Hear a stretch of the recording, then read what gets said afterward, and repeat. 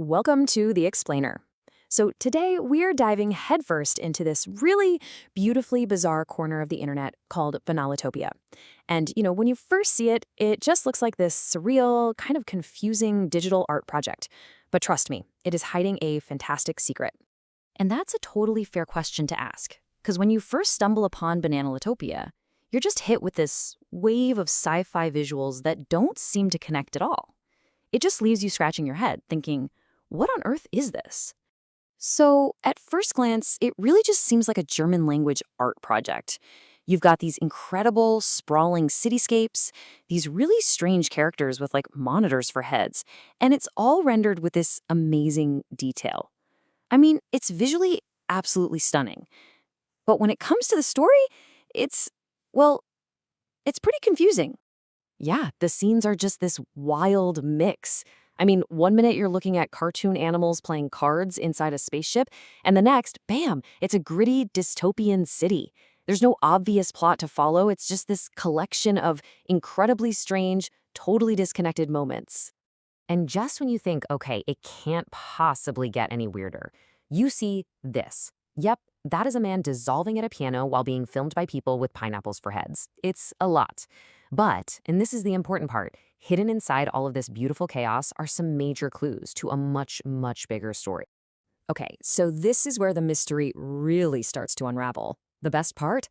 The clues are hidden right there in plain sight.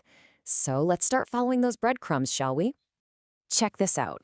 In one of the project's most epic shots, you've got this German text just floating in space. And what it translates to is, the answer to the ultimate question of life, the universe, and everything is 42. And that number is absolutely crucial. Seriously. It doesn't just show up in that one quote. The number 42 pops up all over the place, throughout the entire Banalotopia project. It's so clearly a deliberate and really important clue.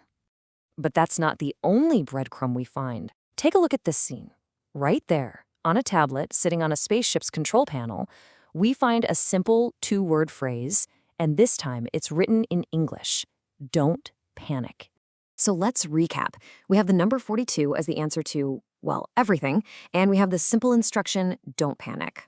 Now, for any fan of classic science fiction comedy out there, do these clues ring a bell? Because they all point directly to one very famous source.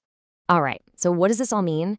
Banalotopia isn't just some random art project. Not at all. It's actually an incredibly elaborate, deeply layered homage to a true sci-fi legend. And here it is, the key to the whole thing, all of it. The number 42, the phrase don't panic, that completely absurd sense of humor, it is all one giant, loving tribute to The Hitchhiker's Guide to the Galaxy. And look, this isn't some obscure niche reference we're talking about. The Hitchhiker's Guide has been a massive cultural phenomenon for decades. It started as a BBC radio series, then it became novels, a TV show, a video game, even a feature film. I mean, its influence is just huge. So now that we have the key, let's go back and see just how deep this parody actually runs. Because believe me, it is so much more than just a couple of little references. Okay, first up, it starts with the author's name. The books you see inside the Banalotopia universe, they're credited to Adrul Adams, which is as simple but, a really direct and playful nod to the original creator, the one and only Douglas Adams. And the parody gets even better when you look at the book titles. The restaurant at the end of the universe becomes The Restaurant at the End of the University. But my personal favorite has to be this one. So long and thanks for all the fish gets turned into So long and thanks for the Dubner long sausage, which, for those who don't know, is a very specific type of German wurst. Just brilliant. And the parodies don't just stop with the book titles. Oh no. This cover here, Wir Kinder vom Bahnhof Anhalter, is a direct spoof of a really famous German book and film. So what they're doing is just expertly weaving their love for hitchhikers with these super specific German cultural touchstones. So what's the big takeaway from all this? I mean, why would someone create such an elaborate, such a surreal tribute? What does a project like Banalotopia really represent when you get down to it? Well, ultimately, it is so much more than just a fan film. It's a perfect example of what we call modern remix culture, right? Where really dedicated fans can use new tools to build on top of the stories they love. It's this beautiful expression of creative fandom, and the result is this totally unique fusion of that classic British sci-fi absurdity and some very specific German humor. And you know what? The project's own tagline just perfectly captures its self-aware, wonderfully unpretentious spirit. It says, Volle Hose kaufen, Filme für einfache Menschen, which loosely translates to something like, wanna buy some pants? Movies for simple people. I mean, it just knows it's weird and it leans into that weirdness completely.